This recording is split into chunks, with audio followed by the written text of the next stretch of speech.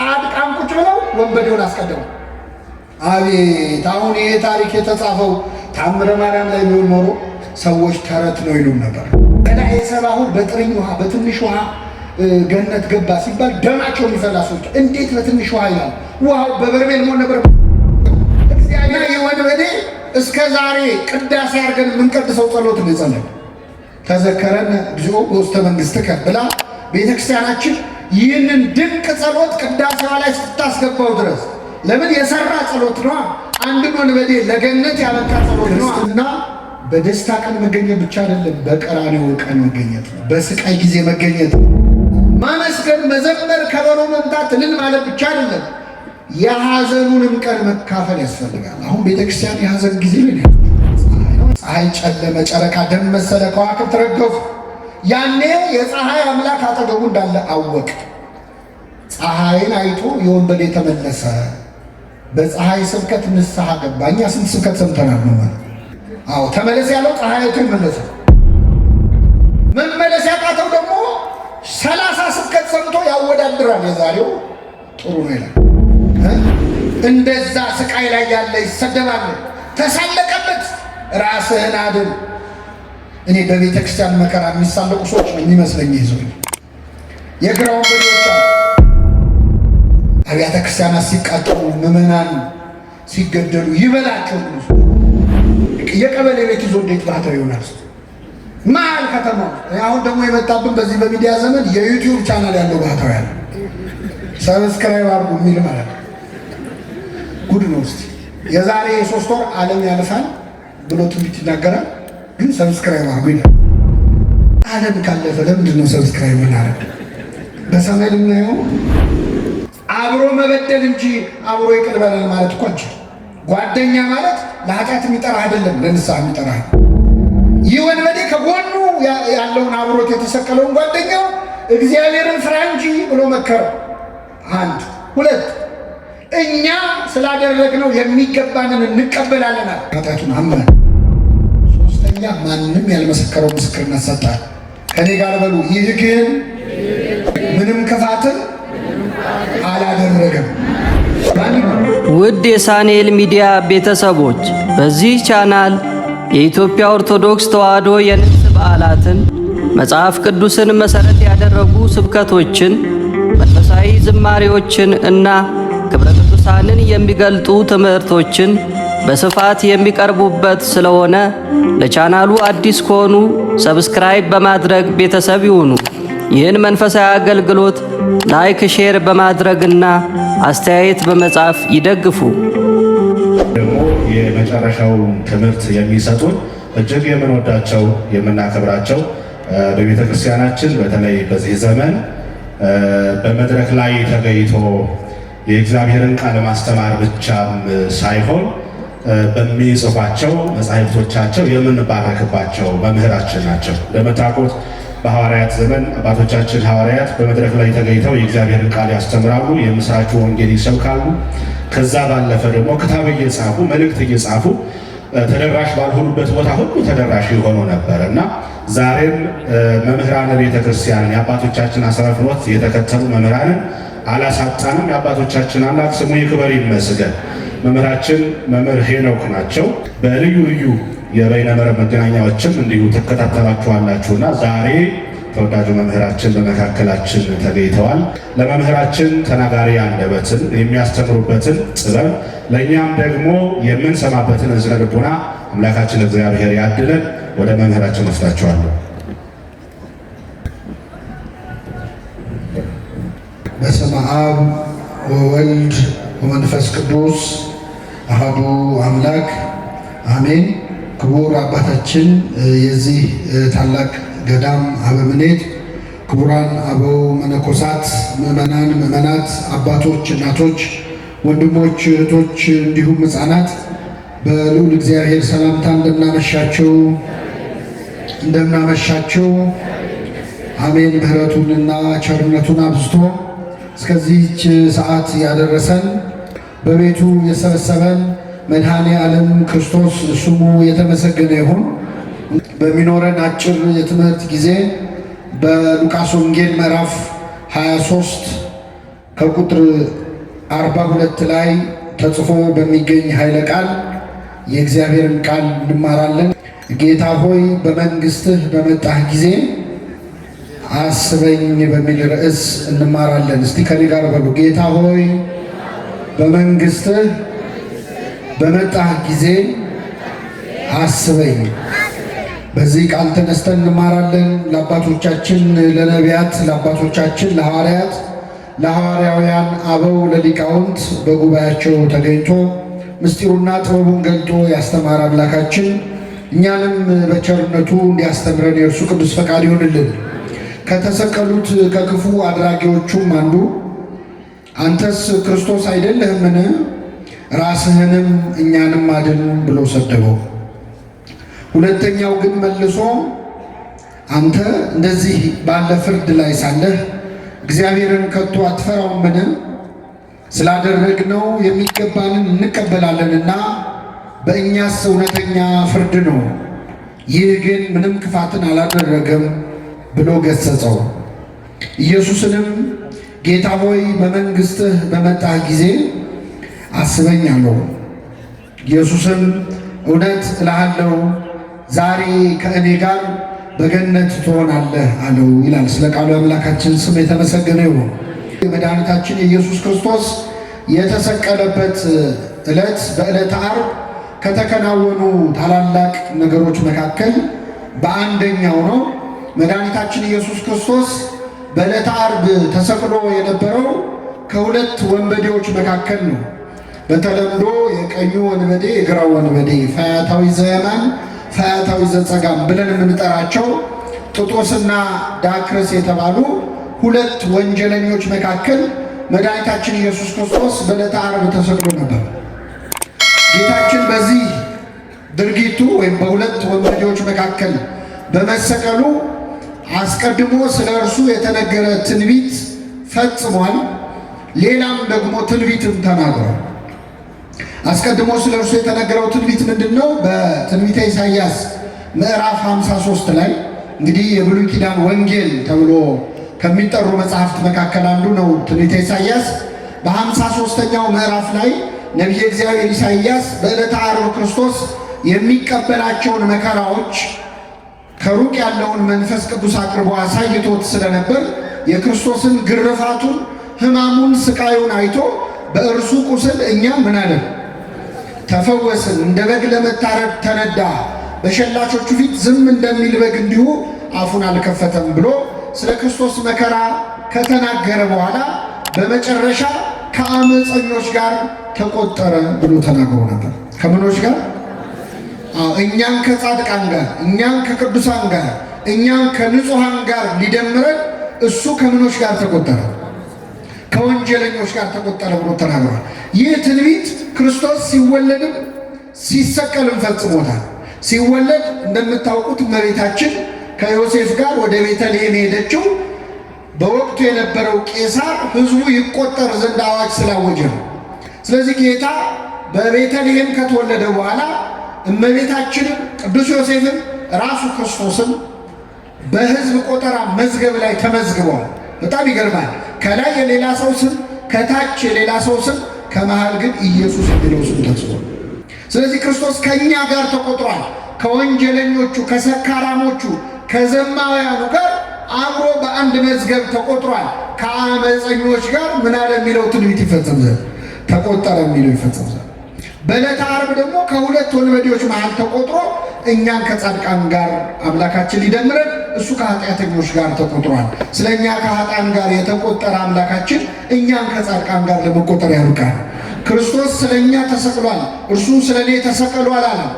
ስለ እኛ ሞቷል፣ እርሱ ስለ እኔ ሙቱልኝ አላለም። እኔ ሞቻለሁ፣ እናንተ ለእኔ ኑሩ ነው ያለው ክርስቶስ። እኔ ስለ እናንተ ከኃጢአተኞች ጋር ተቆጥሬያለሁ፣ እስቲ እናንተ ለእኔ ብላችሁ ከኃጢአተኞች ቁጥር ውጡ ነው ያለው። እሱ ከሰካራሞች ጋር ተቆጥሯል፣ እናንተ ከስካር ውጡ። እሱ ከዘማውያን ጋር አብሮ በልቷል፣ ጠጥቷል፣ እስቲ እናንተ ከዝሙት ለእኔ ብላችሁ ውጡ ነው ያለው እንጂ ሞቻለሁና ሙቱልኝ አላለም።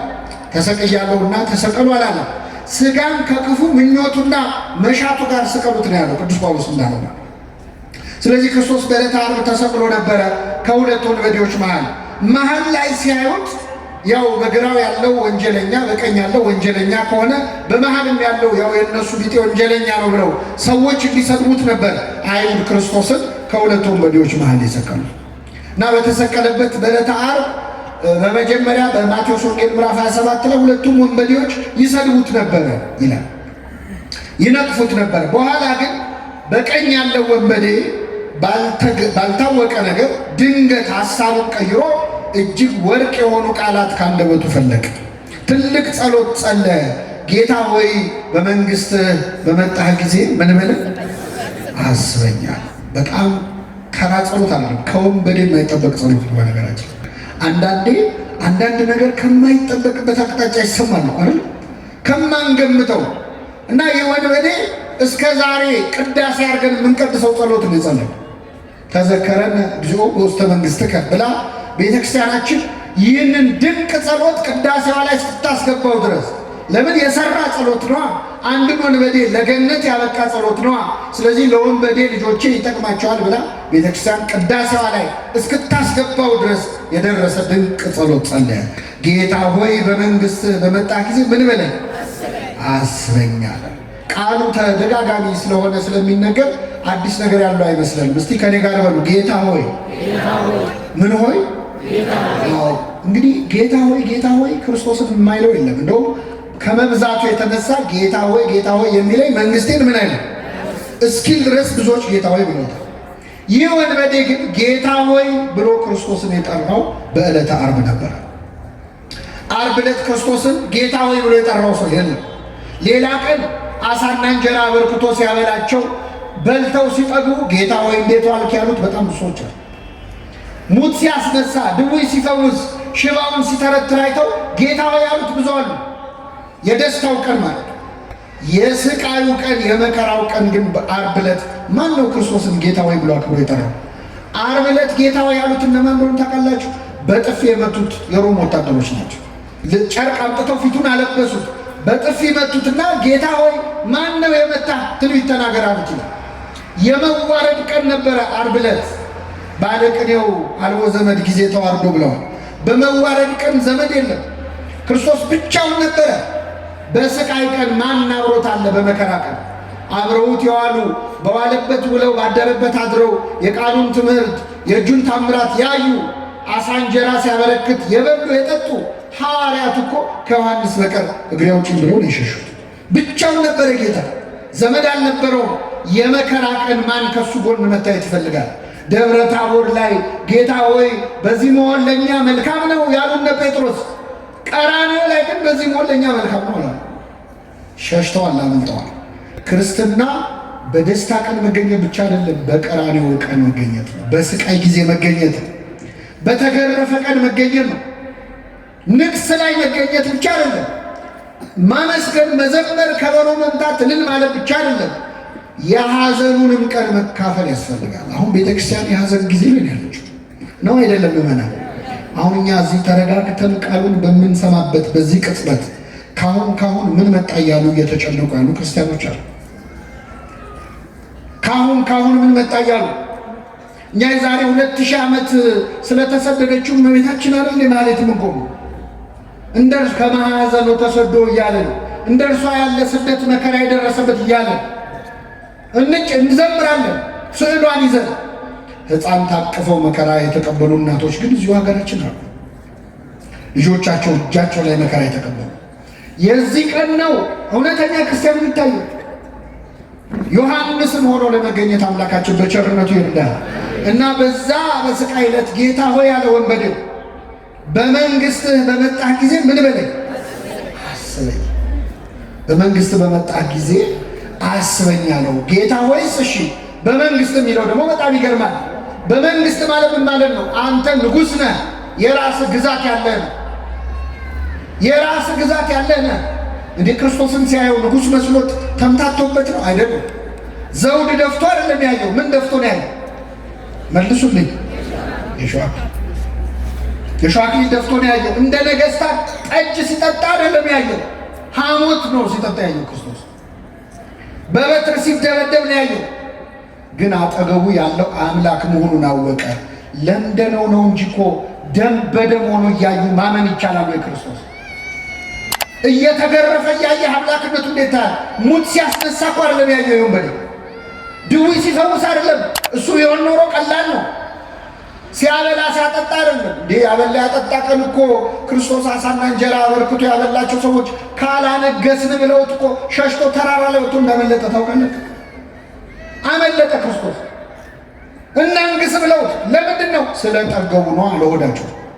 ሆዳቸው ሲሞላ ንጉሳችን አንተ ነህ ብለው በግድ ሊያነግሱት ነበር። 2 ቀን ሙሉ ፈለጉት ይላል። ከኔ ጋር ናችሁ?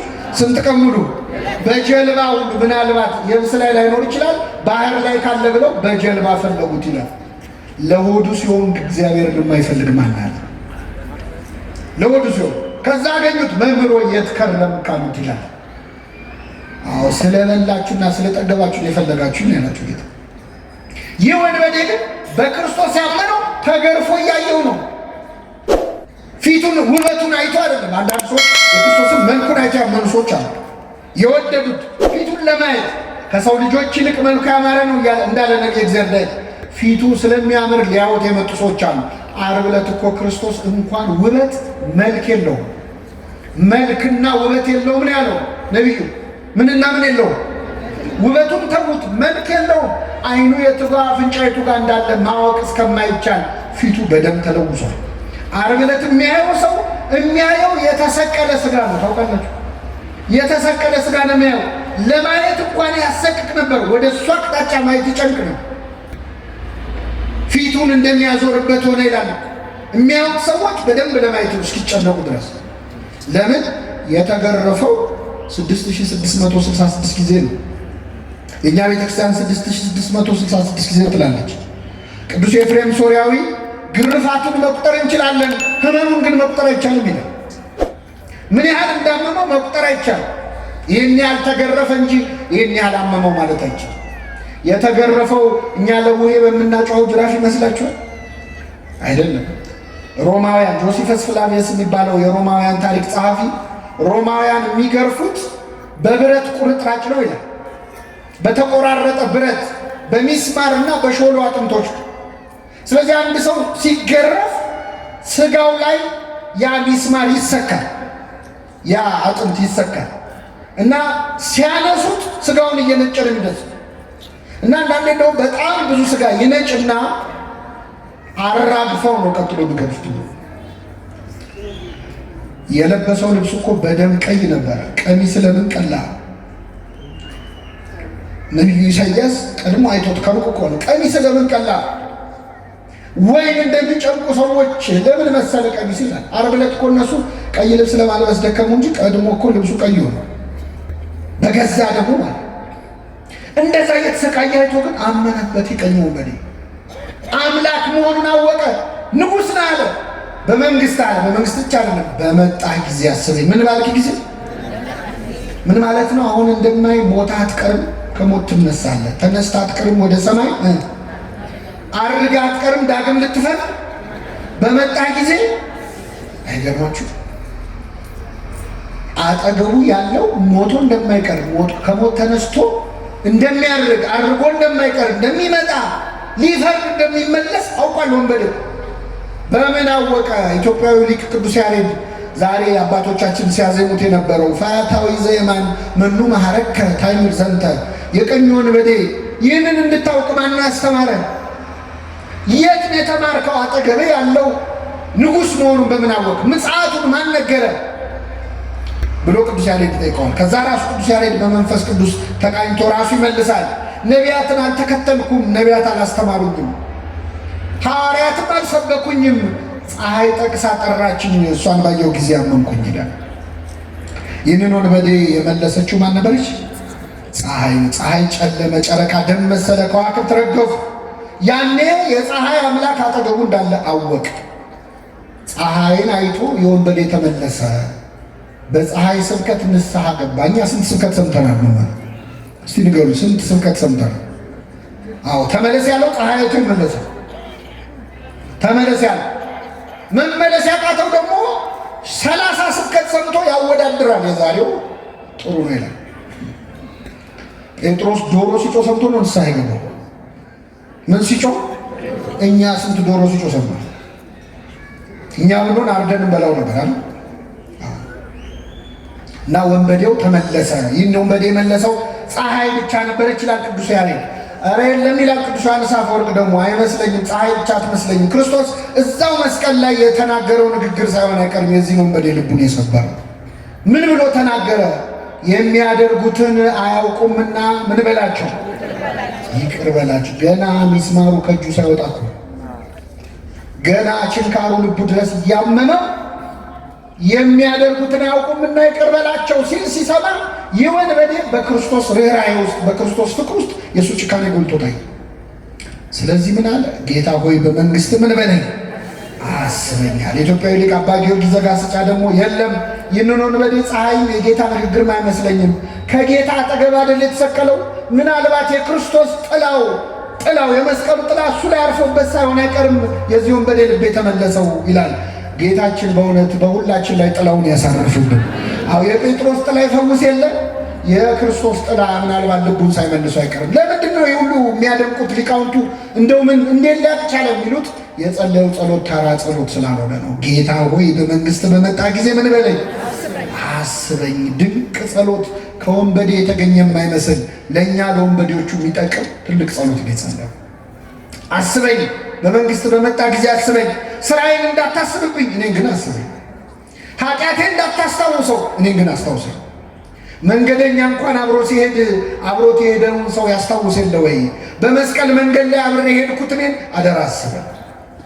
ስራዬ እንዳታስበው። ስራዬ የሚጠቅም አይደለም፣ ገደል የሚከት ነው፣ የሚያስኮንን ነው፣ ለመንግስት የሚያበቃ አይደለም። እኔን ግን አስበኝ። ካጠገብህ አልነበርኩ? ለመነ ወንበዴ በጣም ድንቅ ጸሎት። ክርስቶስ ከማንም ይምጣ በትሕትና የሚጸለይ ጸሎት ይሰማል አይሰማም? ይሰማል። አንተ ደግሞ አሁን በመንግስት አስበኝ ስትል አታፍርም? ምን ስትሰራ ከርመሃል አለ። ትሁት ልብ ያለው ሰው ሲለምነው ይሰማል እግዚአብሔር። በትሕትና ሆነ። አሁን የወንበዴ ዛሬ ገነት ልግባ ቢል ኖሮ ምኑ ትዕቢተኛ ነው ያስብላል። እሱ ምንድን ነው ያለ? በትንሣኤ ዘጉባኤ ሁሉን ስታስነሳ እኔንም መቼስ አትተወኝም፣ እኔንም አብረህ ስታስነሳኝ ያኔ አስታውሰኝ ነው ያለ። ዛሬ ከኔ ጋር ቤት ትሆናለህ ነው። እየሰማችሁ ነው? ዛሬ ከኔ ጋር ቤት ትሆናለህ፣ በገነት ትሆናለህ። ይህን ወንበዴ የተቀበለ አምላክ ይቀበላል። የሚገርማችሁ ወንበዴው ገድሉ ብዙ ነው። በጣም አስገራሚ ሰው ነው። ጌታ ወይ ብሎ ጌትነቱን፣ በመንግስት ብሎ መንግስቱን፣ በመጣ ጊዜ ብሎ ምጽአቱን፣ አስበኝ ብሎ ምህረቱን ጠየቀ። ይህ ብቻ ግን አይደለም።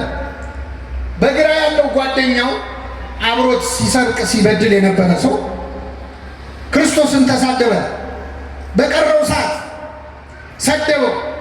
እስቲ እግዚአብሔር ያሳያችሁ። ክርስቶስ ምን ያህል እንደተገረፈ ነግሬያቸዋል። የቆሰለ ሰው ይሰደባል ወይ? እንደዛ ስቃይ ላይ ያለ ይሰደባል። ተሳለቀበት። ራስህን አድን። እኔ በቤተ ክርስቲያን መከራ የሚሳለቁ ሰዎች ነው የሚመስለኝ። ይዘው የግራ ወንበዴዎች አሉ። አብያተ ክርስቲያናት ሲቃጠሉ፣ ምዕመናን ሲገደሉ ይበላቸው ሰዎች ነው። ይበላቸው። ራስህን አድን።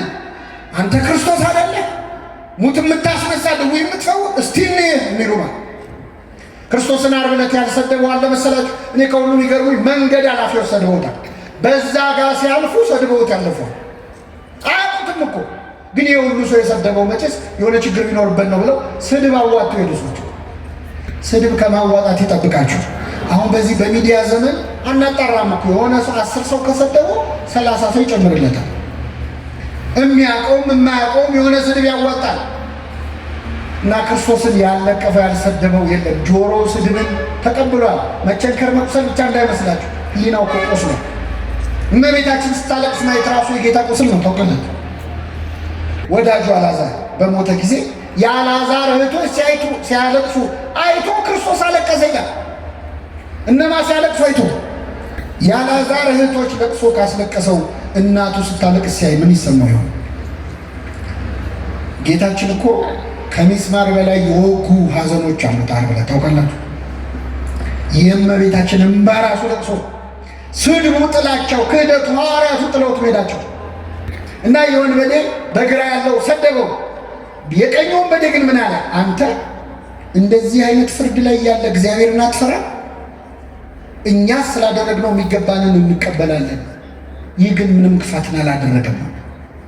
ጓደኛውን መከረ። አንተ በእግዚአብሔር እጅ ተይዘህ ልትሞት ደቂቃ ቀርቶ እግዚአብሔርን አትፈራውም ወይ አለ። የጥበብ መጀመሪያ ምን ይስበከው ከዚህ በላይ? የጥበብን መጀመሪያ ነገረው። እግዚአብሔርን ፍራ እንጂ አትፈራም ወይ ብሎ መከረው። አብረው ነው ኃጢአት የሰሩት።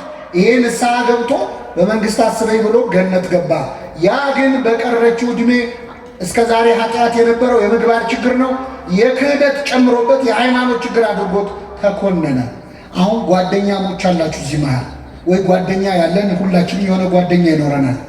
አብረን ኃጢአት እንሰራለን፣ አብረን እንድንስሐ እንገባ፣ አብረን እንጠጣለን፣ አብረን እንሰክራለን። ና እንጠጣ፣ ና እናመንዝር፣ ና እንጨፍር፣ ና እንስከር የሚል ጓደኛ አለ። ና ንስሐ እንግባ የሚል ግን የለም። አብሮ መበደል እንጂ አብሮ ይቅር በለን ማለት እኮ አንችልም። ጓደኛ ማለት ለኃጢአት የሚጠራ አይደለም፣ ለንስሐ የሚጠራ። ይህ ወንበዴ ከጎኑ ያለውን አብሮት የተሰቀለውን ጓደኛው እግዚአብሔርን ፍራ እንጂ ብሎ መከረው። አንድ ሁለት፣ እኛ ስላደረግነው የሚገባንን እንቀበላለናል። ለተረገመው የመስቀል ሞት የሚያበቃ ኃጢአትን ምን ብለናል? ሰርተናል አለ። ተአምኖ ኃጣው ማለት ኃጢአቱን አመነ። ሶስተኛ ማንም ያልመሰከረው ምስክርነት ሰጠ።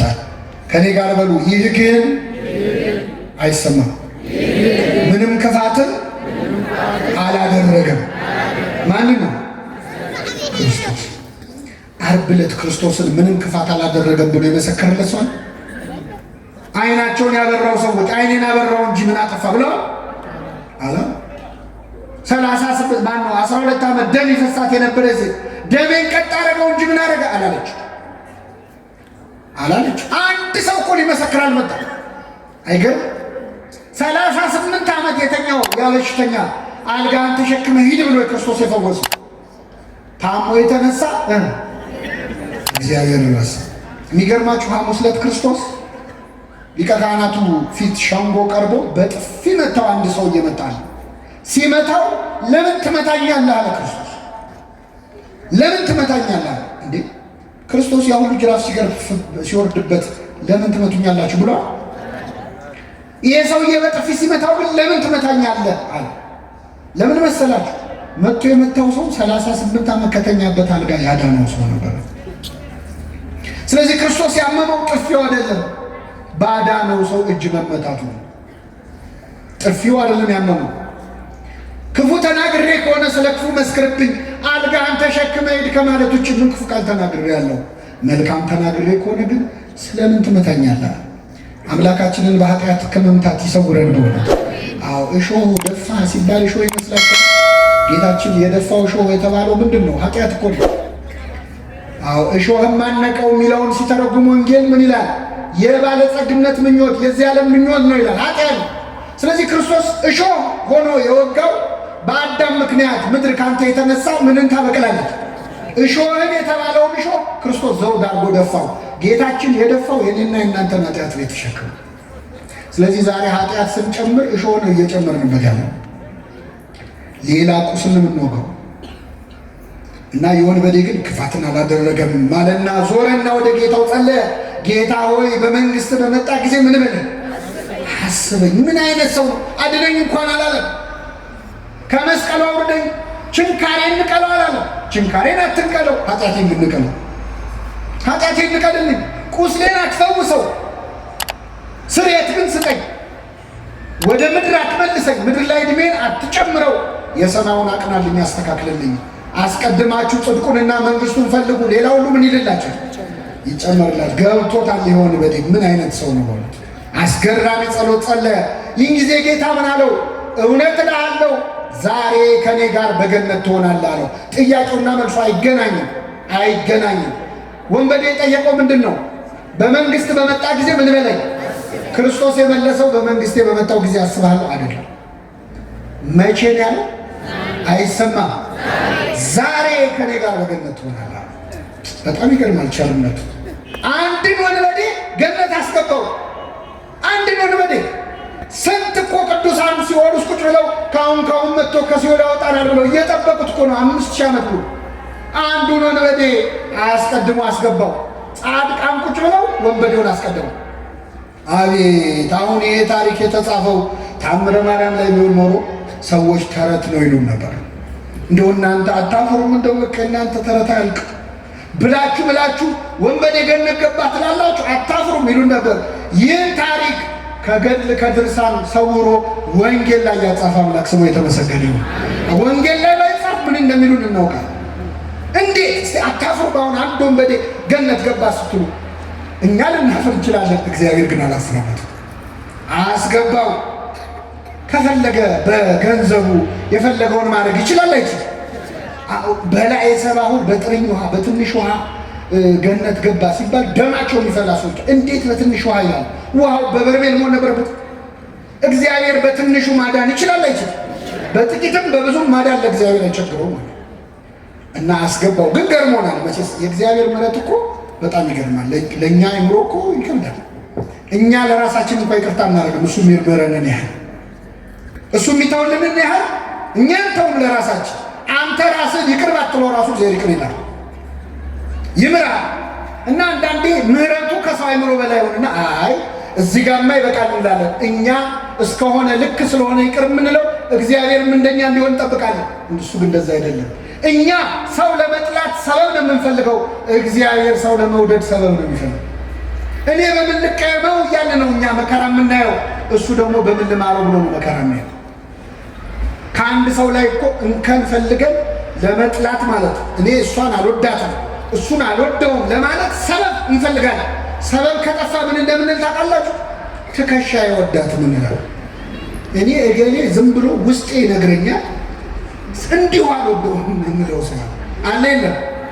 እግዚአብሔር በርስኪ ዓለሙን እንዲሁ ወዷል። እንዴት ወዷል? እንዲሁ እሱ እንዲሁ ወዶናል። እኛ እንዲሁ ምንጠላው ሰው እንዲሁ ሳያት ትከሻ ይነግረኝ የአይኑ ቀለም አያምረኝም ብለን ምንጠላው ሰው ምንጠላበት ሰበብ ቢጠፋ ማለት ነው አልተገኘማ። የሚገርመው ያለ ሰበብ የጠላነውን ሰው ትከሻ አይወደውም ያለውን ሰው የሆነ ጥፋት ሲያጠፋ እኮ እኔ እኮ ቀድሜ ይታወቀኝ ነበር። ያንተ ትከሻ ነብይ ነው እንዴ? ጉድ እኮ። እግዚአብሔር ደግሞ በምን ልማረው ይላል፣ ሰበብ ይፈልጋል። ምግባር ቢያጣ እምነቱን ያህል እንደው በቃ ትንሽ ቅንነቱን እግዚአብሔርን ለመፈለግ በሉ እስኪ ልቡን የሚያቀናውን ሁሉ ቸሩ እግዚአብሔር ይቅር ይበለው። መጽሐፈ ዜና መዋዕል እንዲህ ነው የሚለው። ቢያጣ ትንሽ እግዚአብሔርን የሚፈልግ ልብ እንዳለ ካወቀ እሱን ሰበብ አድርጎ ይምራል።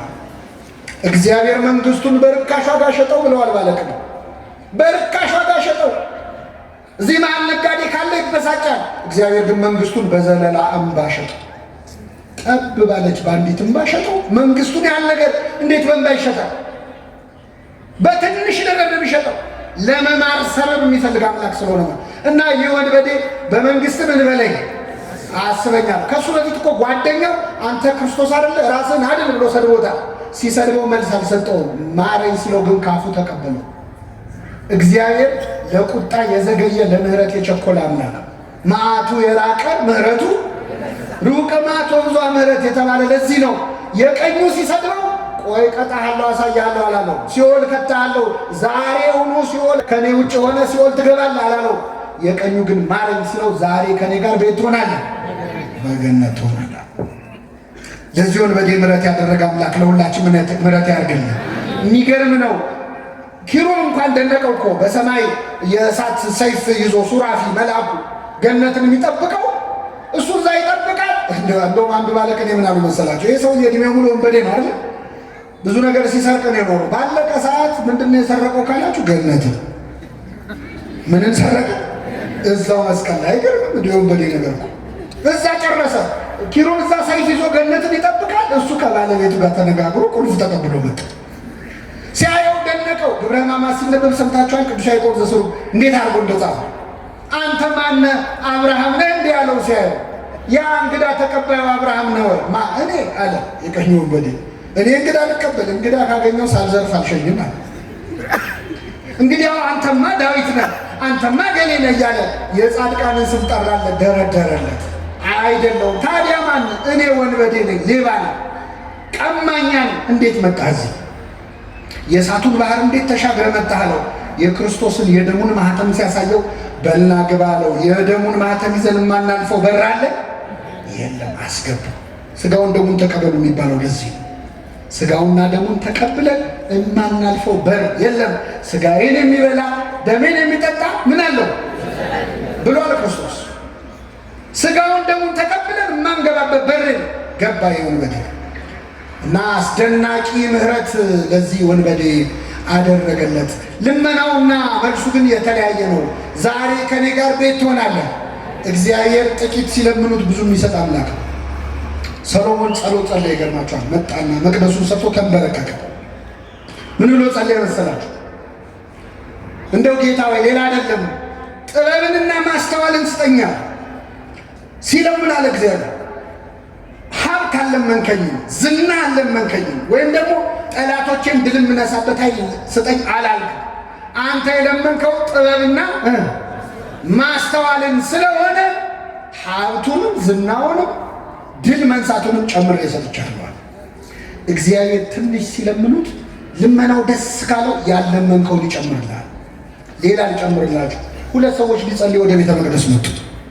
አንዱ ቀራጭ ነው፣ ኃጢአተኛ፣ ሁለተኛ ፈሪሳዊ ነው። ሁለቱም መጸለይ ጀመሩ። ፈሪሳዊው እንደው በጣም አስቂኝ ጸሎት ነው ያደረገው። ምንድነው? ጽድቁን ነው የሚያወራው። ጌታ ሆይ በሳምንት ሁለቴ ጾማለሁ፣ በሳምንት ሁለቴ ምን እላለሁ? አሁን ጸሎት ነው ሪፖርት። ጾማለሁ፣ ካለኝ ከ10 አንዱን እሰጣለሁ፣ እንዲህ አደርጋለሁ እያለ ይመጻደቃል። ቀራጩ እዛ ጋር ቆሟል እና እየጸለየ ዞር ብሎ ሳይሆን ቀራጩም አለ። በሳምንት ሁለቴ ጾማለሁ፣ 10 አወጣለሁ፣ እንደዚህ ሰውዬ ስላላደረከኝ ምን እልሃለሁ? አይገርም? ምጽድቂያው ማለት ነው። እንደዚህ ሰውዬ ስላላደረከኝ አመሰግናለሁ አለ። ያ ሰውዬ ግን ቀና ብሎ ማየት ፈርቶ ቀራጩ ማለት ነው። ልክ ምናሴ በጸሎቱ እንዳለው ቀና ብዬ የሰማይ ርዝመት አይ ዘንድ አገባቢ አይደለም እንዳለው ቀና ማለት ፈርቶ ወደ መሬት አጎንብሶ ጌታ ሆይ እኔን ኃጢአተኛውን ማረኛል። እስኪ በሉ እኔን ኃጢአተኛውን ማረኝ። ልክ ይህንን ሲል ይህ ቀራጭ ይላል ጻድቅ ሆኖ ወደ ቤቱ ተመለሰ ይላል። ከዚህች ቤተ ክርስቲያን ጻድቅ ሆኖ ለመመለስ ያብቃል። አይገርምም? ኃጢአተኛ ሆኖ ገብቶ ምን ሆኖ ተመለሰ? አሁን እኔ እሱን አለ የፈለግኩት ጌታ ወይ ጻድቅ አድርገኝ ብሎ ጸለየው። ነው ጸለየው። ምንድን ነው ያለው? እኔን ኃጢአተኛውን ምን በለኝ ማረኝ። እሱ ምህረት ነው የለመነው። ኧረ ምህረት ብቻ አይበቃህም አንተ ጻድቅ አድርጌሃለሁ። እግዚአብሔር ትንሽ ሲለምኑት ብዙ ይሰጣል። እግዚአብሔር ጸሎታችንን አስተካክሎ ይስማል።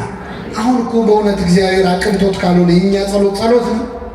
እየሰማችሁ ሲጀመር የእኛ ጸሎት አንደኛ አባታችን ሆይ መቼ ጀመረን ከመቼው እንዳለቀ ገርሟቸው ያውቃል።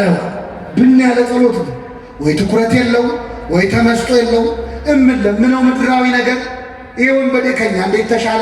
ጌታ ሆይ በምን አስበኝ ነው ያለ። በምን እኛ የምንለምነው መንግስቱን ነው ወይ? እስቲ ዛሬ ጸልየነው የምንሄደው ጸሎት ስንገባ ጸልየን የገባነው ጸሎት መንግስቱን ነው? እንደው አደራህን መንግስትህ ነገር ብለናል። ምድራዊ ነገር እኮ ነው ልመናችን። እኔ አባታችን የሚለው ጸሎት ራሱ እኛ ብንሆን የጻፍነው እያስባለሁ አንዳንድ አባታችን ሆይ በሰማያት ስምህ ምን ይበል፣ ከዛስ ፈቃድ በሰማይ እንደሆነች፣ ከዛስ የዕለት አሁን እግዚአብሔር ስለሰጠን ነው እንጂ እኛ ቢሆን የጻፍነው አባታችን እንጀራችን ውስጥ ብለን እንጀምር። መጀመሪያ ሆዴን ነው ስጋዊ ነው ልመናችን። ይህ ወንበዴ ግን አስቀድማችሁ ጽድቁ መንግስቱን እሹ ነው ያለ። እስቲ መቼ ነው ስዕለት ስሳል ለንስሐ አብቃኝ ብዬ ተስዬ ነበር የሚል ስለት ሰምታችሁ? ለቁርባን አብቃኝ የሚል ስለት፣ የቤተ ክርስቲያንን መከራ አቁምልኝ የሚል ስለት፣ እስቲ በቃችሁ በለን የሚል ስለት። እዚህ ያለ ሰው ንስሐ ቢገባ ጸጥ እንደሚል ታውቃላችሁ? ማዕበሉ እዚህ ያለው ሰው ብቻ ንስሐ ቢገባ ማረኝ ቢል ዝም ብሎ ይውሸታል። ግን ንስሐ መግባት አንፈልግም። ለምን? እምንሰራው የቀረ ብዙ ኃጢአት አለ። ብዙዎቻችን በነገራችን ላይ ንስሐ እንዳንገባ የሚያደርገን ያለፈው ኃጢአታችን አይደለም፣ ለወደፊት ልንሰራ ያሰብናቸው ኃጢአቶች ናቸው። እቅዶቻችን ናቸው ያስፈሩ። ገና የቀረ ፕላን አለን። ስለዚህ አይቀስ ብዬ በኋላ ገባለው እንድንል ያደረገን ገና ከኃጢአት ፍቅር ስላልተላቀቅን ነው። አምላካችን ያላካል በመንግስት በመጣ ጊዜ ምን በለኛል? ዛሬ ከኔ ጋር በየት ትሆናለህ አለው። በገነት ትሆናለህ አለው። ይህ ወንበዴ 10 ደቂቃ ባልሞላች ጊዜ ውስጥ ነው ክርስቶስን አናግሮ ንስሐ ገብቶ ገነት የገባው። እኛ ጊዜ የለኝም ወደ እግዚአብሔር ለመመለስ እንላለን። ሰበብ ምን ቢዚ ብትሆን በስራ በትምህርት በማህበራዊ ህይወት ብትወጠሩ ከዚህ ወንበዴ በላይ አልተቸነከራችሁ። ሰበብ የለንም። ይህ ወንበዴ በደቂቃ ምህረት እንዳገኘ ተመለሱ እንጂ እግዚአብሔር ወደ ሁላችን ይመለሳል። የእኛ ንስሐ የማያስተካክለው ነገር የለም። ጸሎታችንን አርትቶ ስለሚሰማ ማለት ነው። አንድ አባት ያደረጉት ልንገራችሁና አበቃለሁ። ጸሎት ብዙ ጊዜ እኛ የምንጸልየው ጸሎት የማይሰማበት አንዱ ምክንያት እግዚአብሔር ስለሚወደን ነው። እስኪ በሉ እግዚአብሔር ምን ስለሚል? ለምን መሰላችሁ? አሁን እዚህ መሀል ወላጆች አላችሁ። ልጃችሁ እንደው ቤት ውስጥ አይጥ አስቸግሯችሁ ለአይጥ ብላችሁ የገዛችሁት መርዝ ቢኖር ይህንን መርዝ በዳቦ አድርጌ ካልበላው ብሎ ልጁ ቢያለቅስ ወይ ልጄ ለምን ጓጉቶ ይቀራል ብላችሁ ትሰጡታላችሁ? ቢያለቅስስ አለቀሰው ትሰጡታላችሁ? እንገርፈዋለን እንጂ አንሰጠው። ለምን? ልጃችን ስለሆነ። እግዚአብሔር አባት ነው። ስንት ክፉ ነገር ለምን ነው ይገርማችኋል። ስንት ነገር የማይጠቅመን ክፉ ነገር ለምን ነው። ሲጀመር አቋምም የለንም እኛ እኮ ስንጸልይ ታውቃላችሁ። ዛሬ አሁን እዚህ በአብዛኛው የማየው ወጣቶች ነው። የወጣቶች ጸሎት ብዙ ጊዜ ከጋብቻ ጋር የተያዘ ነው አይደለም? አዎ። አንድ ወጣት ይመጣና አንዲት ሴት ይወዳል። እንደው ጌታ ሆይ መድኃኒዓለም ይቺ ልጅ እጄ ካስገባ የዛሬ ዓመት ድባብ ነው የምሰጠው ይላል። ተስሎ ሄዶ ሳምንት ሳይሞላ ይመጣና ጌታ ሆይ እችኛዋን ተዋትና እንዲህ ማመልከቻ እንኳን እኮ ስርዝ ድል ሲበዛው ሪጀክት ይደረጋል። እንኳን ጸሎት ነው አቋም የለም። ዛሬ የምንፈልገው ሌላ፣ ነገ የምንፈልገው ሌላ። ዝብርቅርቅ ያለ ጸሎት ነው የምንጸልየው፣ ግን ይሰማናል እግዚአብሔር አይገርም። ጸሎቴን ያልከለከለ በሉ እስኪ እግዚአብሔር ይመስገን። ምን መሰላችሁ? ልትጸልዩ ስትመጡ ዝም በል ይላል እግዚአብሔር። ስንት ነገር ስታወራ ከቤት እዚህ እስክትደርስ እያማሽ መጥተህ ተሳድበህ ክፉ ተናግረህ መጥተህ አማትረህ ልትጸልይ ስትል በል ዝም በል በዚህ አፍማ እንዳጠራኝ ይላል። ጸሎቴን ያልከለከለ እግዚአብሔር ይመስገን ይሰማናል። የመላእክቱን ምስጋና በሰማበት የእኛን ይስማ። አይገርም? መላእክትን በሰማበት ይሰማናል። የእነሱን መዝሙር በቅድስና የሚዘምሩትን በሰማበት የእኛን ይሰማል። ከኃጢአተኛ አፍ ምስጋና ለምን ነው አይልም። በአፋ ተወደሱ በኃጢአተኛ ሰው አፍ ተወደሱ ብሎ አይቀየምም። ይሰማል፣ ያርማል። ጸሎቶቻችንን የሚጠቅሙንን ወስዶ የማይጠቅሙንን ይተውልናል። የለመናውን ሁሉ ስላልሰማን ስሙ የተመሰገነ ነው። የለመናውን ሁሉ ይሰጠን ገደል እንገባለን። የምንለምነውን እንደማናውቅ ያውቃል። ይህ ወንበዴ ግን ብዙ እርማት የማያስፈልገው ጸሎት ጸለየ። በመንግስት በመጣ ጊዜ ምን በለኝ አለ። አየለም ጊዜዋን ብቻ አስተካከላት እግዚአብሔር። ጊዜዋን በመንግስት እስክመጣ ሳላስጠብቅ መቼ ከኔ ጋር ትሆናለህ? አዎ። በዚህ በጣና ገዳማት አንድ ዋሻ ላይ ይጸልዩ የነበሩ አንድ ባህታዊ አሉ። ከኔ ጋር ናችሁ? እግዚአብሔር ከሁላችን ጋር ይሁን እና እኚህ ባህታዊ እንግዲህ ባህታዊ ማለት ለምሳሌ እዚህ ከኔ ጀርባ አበው መነኮሳት ታያላችሁ። መነኮሳት አሉ። መነኮሳት በገዳም የሚኖሩ እንዲህ ባለ ገዳምም በሩቅ ባሉትም ገዳማት የሚኖሩ መነኮሳት ናቸው። ባህታውያን ደግሞ ገዳምም አይገቡ፣ በስርዓተ ቤተክርስቲያን ገዳም የሚገቡ አይደሉም።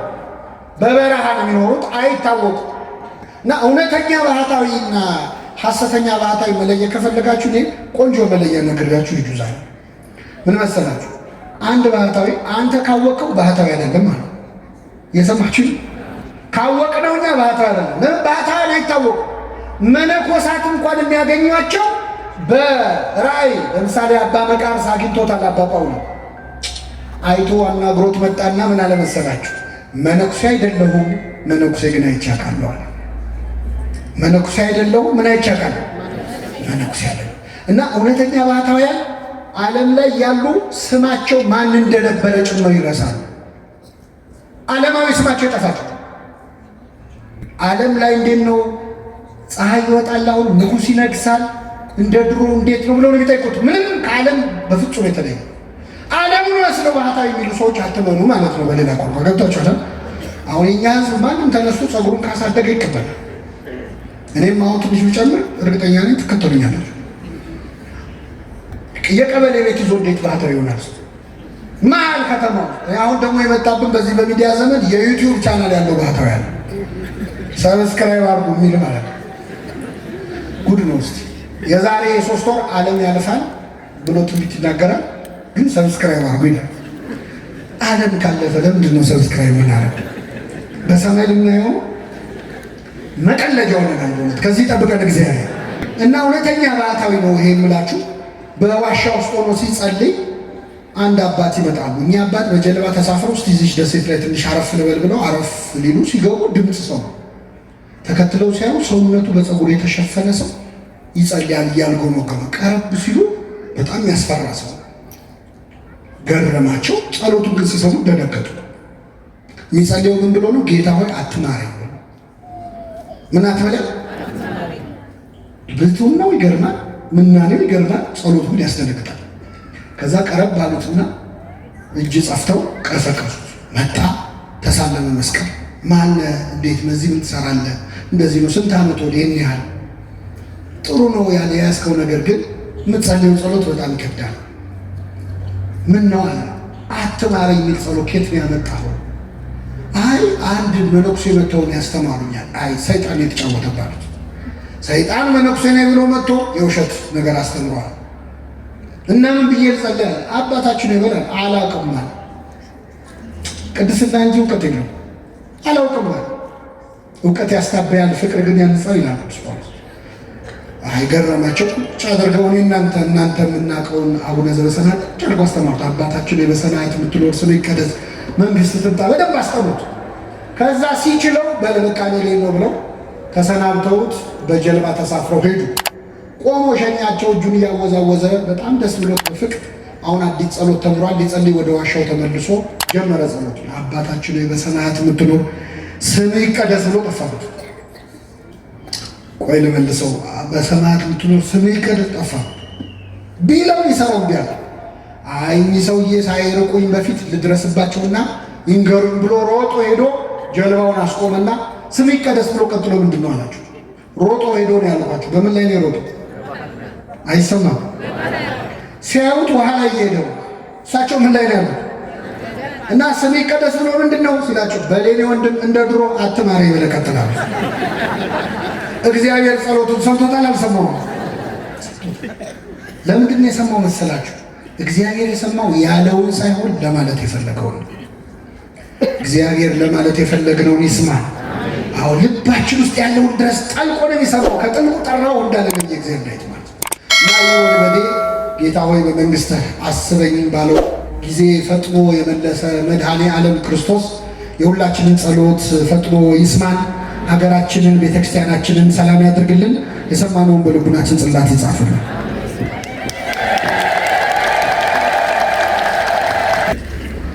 በመምህራችን ላይ አድሮ ያስተማረን የመከረን ሕይወት መድኃኒት የሆነው ቅዱስ ቃሉን የመገበን በቅዱስ ቃሉም ልባችንን ነፍሳችንን ያሳረፈ የቅዱሳን አባቶቻችን አምላክ ለወደ እግዚአብሔር ስሙ ይክበር ይመስገን፣ ስሙ የተመሰገነ ይሁን። በእውነቱ ያስተማረውን የመከረውን መምህራችን መምህር ሄኖክ አምላካችን እግዚአብሔር ቃለ ሕይወት ያሰማልን። ውድ የሳኔል ሚዲያ ቤተሰቦች በዚህ ቻናል የኢትዮጵያ ኦርቶዶክስ ተዋሕዶ የንግስ በዓላትን፣ መጽሐፍ ቅዱስን መሠረት ያደረጉ ስብከቶችን፣ መንፈሳዊ ዝማሬዎችን እና ክብረ ቅዱሳንን የሚገልጡ ትምህርቶችን በስፋት የሚቀርቡበት ስለሆነ ለቻናሉ አዲስ ከሆኑ ሰብስክራይብ በማድረግ ቤተሰብ ይሁኑ። ይህን መንፈሳዊ አገልግሎት ላይክ፣ ሼር በማድረግና አስተያየት በመጻፍ ይደግፉ።